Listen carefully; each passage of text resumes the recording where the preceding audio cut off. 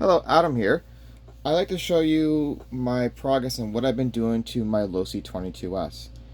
I'm very new to the drag racing. Never really had an interest in it until two things happened. I found out that there was actually like a box stock class between the Traxxas, LOSI, and Associated, and more importantly, that they've been on sale for 200 US or around 280, 26, between 270, 280 Canadian. Um, So being an inexpensive way to get into the drag racing actually interested me. Now, unfortunately, where I drag race, the stock class has not been taken off at all, and I get put into a pro stock class, which is fine and all that stuff. It allows for some upgrades. Um, but there's been a new class, Real Street, that has myself interested in it. Uh, and with that being said, I wanted to have a competitive, or hopefully competitive, real street car. I might not be able to make it competitive, but maybe someone else can. Now, the only thing is, I only have LOSI 22s, and I don't want to go and spend, you know, five, six, seven, $1,000 Canadian on a competitive uh, chassis for real street. I also can pick something up used, and that was an option I was kind of thinking of. But me being me, I like to kind of over engineer and think of things outside the box. And what better way to do that is with the LOSI. So you can see in the right kind of my progress going on with the chassis. It's actually on the front so far. That's what I've been almost nailed down. Um, but let's kind of compare things to the original chassis, and then I'll show what I've been doing with the new setup. So, a lot of you are familiar with the stock LOSI chassis. Um, so, with the stock LOSI chassis, it has about 25 degrees of kick up going on. You can see that the servo is placed this far back, and I made actually my LOSI into a mid motor, based on because I figured it might be simple to do because it's based on a Team LOSI Racing 22. Um, Now, a lot of things I see are these chassis are similar to an outlaw setup where a lot of people have a front mounted servo and the battery is moved still way forward. With the current placement of the servo, the battery can only sit so far forward. Um, and then again, also, too, whereas the servo sits. So that wasn't initially my whole setup was changing this. What I really wanted to do is I wanted to make a carbon fiber chassis.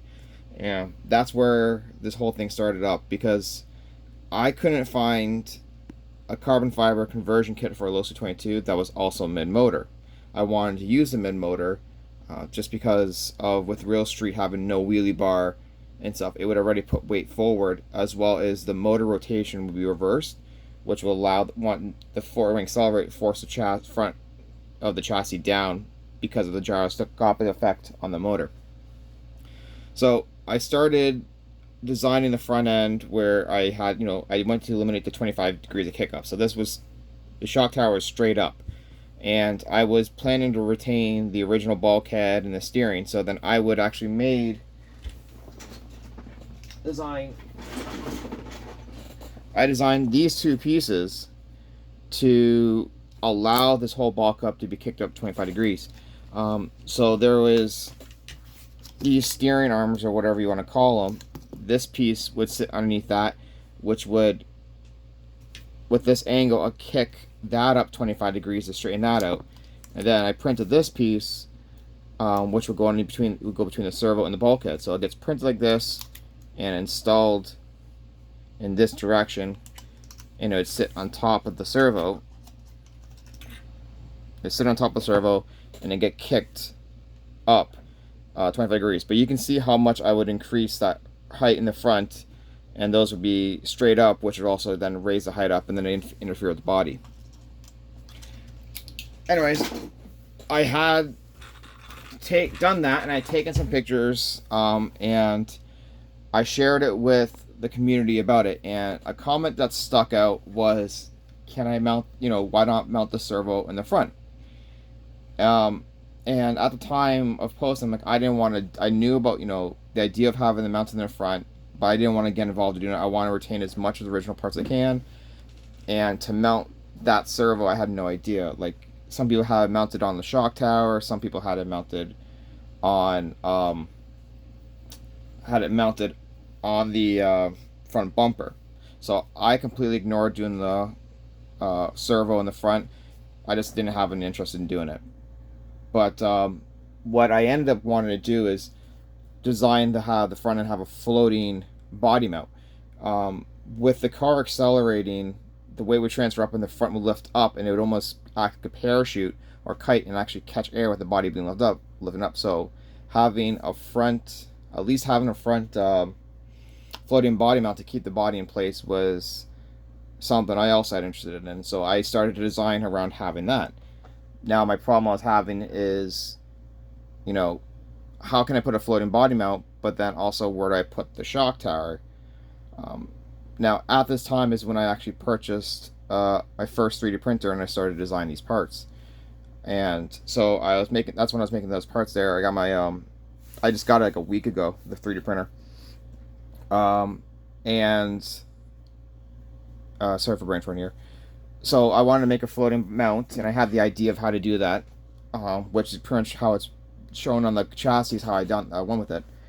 But I didn't like the idea of the shock tower because it was going to be sitting high and it'd be in the way in suspension. I didn't like the idea of the shocks leaning way down low like I see a lot of kits do. I didn't want that because then it really messes up the geometry. I figured it would kind of not be a very smooth suspension movement for it. So that's when I had the idea, well, I'm going to go ahead and do a push rod suspension. If I can make that happen, that would give me the clearance for the floating body mount and whatnot. But that also required me to no longer use this bulkhead.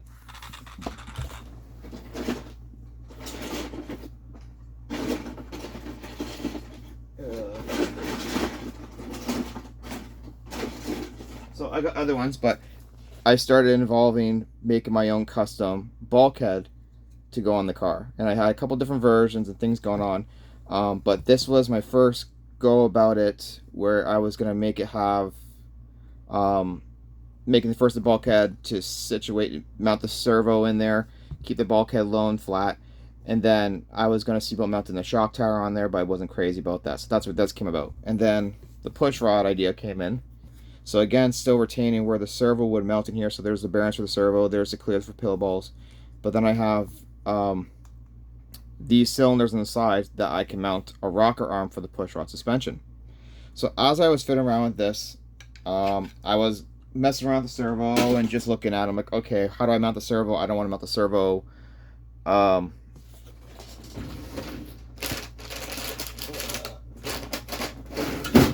For you to look at the chassis here, here's the servo. Okay, where do I mount this? I don't want to do anything like this with using, I didn't want to use this setup here because then you have to use a servo saver. Your links are longer and you end up causing bump steer going on because of that. I didn't want to mount it on, I was thinking about mounting it on the shock tower or something like that, but again, I wasn't really crazy about the idea. And also what I realized later on is that little link from the servo to the steering arms wouldn't allow that anyways. So I'm just kind of messing around thinking about it, and all of a sudden I just did this. And that was my eureka moment. Instead of taking the whole steering setup, and if you were to imagine it flipped around, so if you imagine steering like this, there's nothing different for me to go ahead and just do that instead, essentially, in its place. So from flipping up 180 down low to flipping it 180 and up, that solved my solution for the steering to now make a compact steering setup to sit in the front. Again, I didn't want this to be long because again, I want to retain the front steering arms to keep the bump steer at bay. I didn't want anything that was protrude out. I want something compact. So all these ideas that kept fruitionally happening led me to what you see now in front of you. So This is essentially the front end of the car. This piece right here takes the place right now for temporarily for the carbon fiber chassis. So the carbon fiber chassis would, or this part would be made of carbon fiber, full length of vehicle, 3 millimeter thick. You can see right here now, I have the suspension here going to a push rod and down to the arms here. What worked out beautifully is I had these brand new, I had in the package Traxxas upper tie rod links for the front, and it is a perfect thing to use for this, and I'll explain that why in a little bit later. So this is not necessarily the final form. I am printing hopefully the final form parts right now, and I'm printing them out of PETG instead of the PLA that you see here. So many of these parts are changed out. There is actually in this front here 12 parts to be printed out in total to produce what you see here. Actually no, 13 because of 2 of those. But there is 12 different parts now on the front end of this vehicle to make this what you see here. So with the chassis, I was going to go carbon fiber, which would have meant 0 kick up.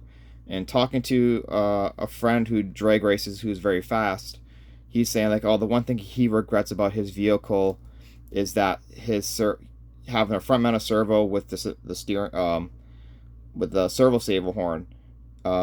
He wishes he had the bell crank steering and retained that in his one vehicle. And the other thing that he hated was that he had no kick up anymore, and when the car got loose, it would be all over the place. So again, keeping that back in my mind, that's why I wanted to keep the bell crank set up. But what was going to be 0 kick up now actually has 5 degrees of kick up. I don't know if you can really see the front bulkhead that might show it, but this is, if it's flat, that's kicked up 9 or 5 degrees back. So the whole front arms are leaning back 5 degrees plus the caster on the block, so it should help with stability. Roughly about 10 degrees of caster now in the front. As you can see here, what's going on is this whole bulkhead down in here is like designed to take as much space as I can. Like I kind of went in there and measured out as best I can the profile of the bulkhead, like the extruded part of the bulkhead, and made it fit as snug as I can. So I even have like screws for them back here because I have these links as long as I can to reduce the amount of camber gain. So I have, using the inner hole, I got a screw in there to retain the bulkhead. There'll be the 4 down here, and there's also the 2 in the back of the bulkhead here to hold it down. You can see this piece right here. This is a part of a PLA. That is the mount to hold the floating body post, which would sit inside the keyway in there. Using the inner part of the knuckles, I made these links which tie onto this part here. And as you can see now, I'm going to push the front down, and I'm going to use, so I'll push the front down now.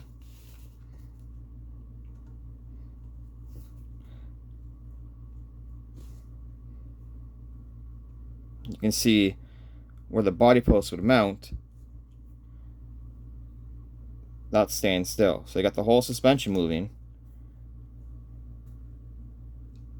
but the body post will be staying in place. So now as for the rocker arm setup. Now what's really cool about this whole setup now for the rocker is it's highly adjustable. So you can see that again how they are working, they're moving around like this. Now why I say they're highly adjustable, because I have tie rods in here, I can fine tune the length and the preloads essentially on the suspension. Because if these are set in the right spot, okay, I need this side to go a little bit lower down, I can just turn this turnbuckle and get that adjustment I need. So you can have large adjustment here and then fine tune adjustment down here. Now you can see here with the linkage here right now how it's going on too, because you know the LOSIs don't retain a lot of travel. This is not even the full travel because of how I'm actually making a riser to raise the whole suspension up. Right now it's sitting at about 700 thou ground clearance when these arms are level, and I'm going to be at increasing the whole, raising the whole height, or essentially dropping the chassis another 200 thou, so it's half an inch off the ground clearance. That will allow these turnbuckles to stay 100% square or flat. Now, what's going on is that this link distance from here to this center is shorter than here to here. So what happens is, essentially, like, I'm not exactly sure the ratio right now, but say if this moves a distance of like 1 centimeter, this is going to move back on the suspension 1.5 centimeters. So you have more, I guess you can, like, hard to kind of say it, I apologize, but you have more fine tuning or smoother suspension, I think, because it's gonna have like more geez, words are hard, words are escaping me, my apologies, but it's a case that, like, it's I want to know what the word, I do apologize for not thinking of the word, but it's gonna be more fine control on the suspension wise. It's gonna have more, it's gonna be more suitable to finer inputs on the suspension. Now, a couple of other things you can do for adjustment is, again, how I was saying, right now this is like a 1 to 1.5 ratio roughly. Now if I add spacers right between the in here, this will increase that length, and what that would do is that it will start to actually soften up the suspension, because right now I believe the suspension is going to be stiffer, because for all this movement here, like the suspension here is moving that, so it has more of a load here. But as I increase this, it would make it softer. So as you add spacers behind here, it would soften up the suspension. So say, for example, these are like, say, 5-pound springs, and you say add some spacers in there, you can start fine-tuning it. It could be like a 5 point or 4.9, 4.8, 4.7 in terms of spring rate. So that's just another bonus feature that added up into there. So I made these shock mounts there, and I have it where you can put like a strap or elastic band wrap around for the battery. So the battery will fit right there, and there's this little tang right here for your receiver to fit. So you can mount your receiver right there, right by your servo. Your battery slides right underneath there. Now, one thing that's probably just coming to your mind right now is like, well, how do you get the battery out if the speed controller is sitting right behind it? So this tang right here, I made it, it's narrow and it's going to flex. So the idea is you slide your battery in, but that will bend up. So you can see that you can kind of go in here and slide it in. So hopefully it'll let you have your speed controller relatively close to the battery. So that's about it right now.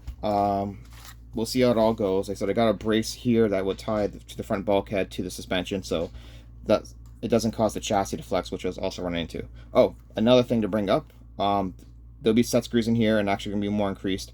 There'll be about a 1/4 inch to 5/16 of material right here for a set screw. So now I have a set screw in here.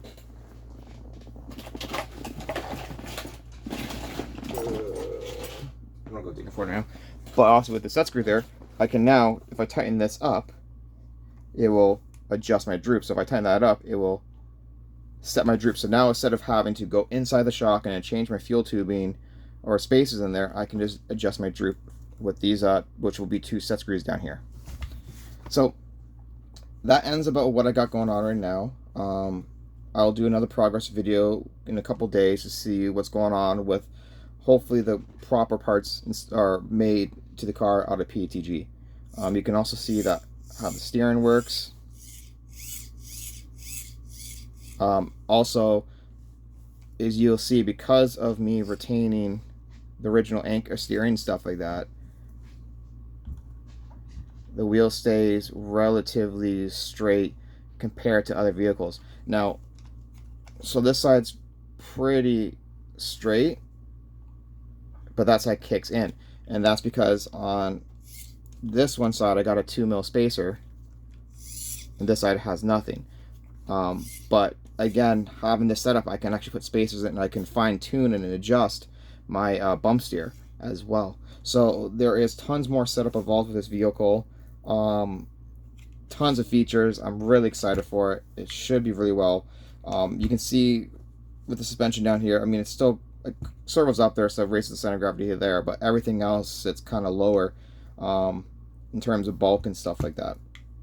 Anyways, thanks for checking out this progress video, and I hope you watch the next one.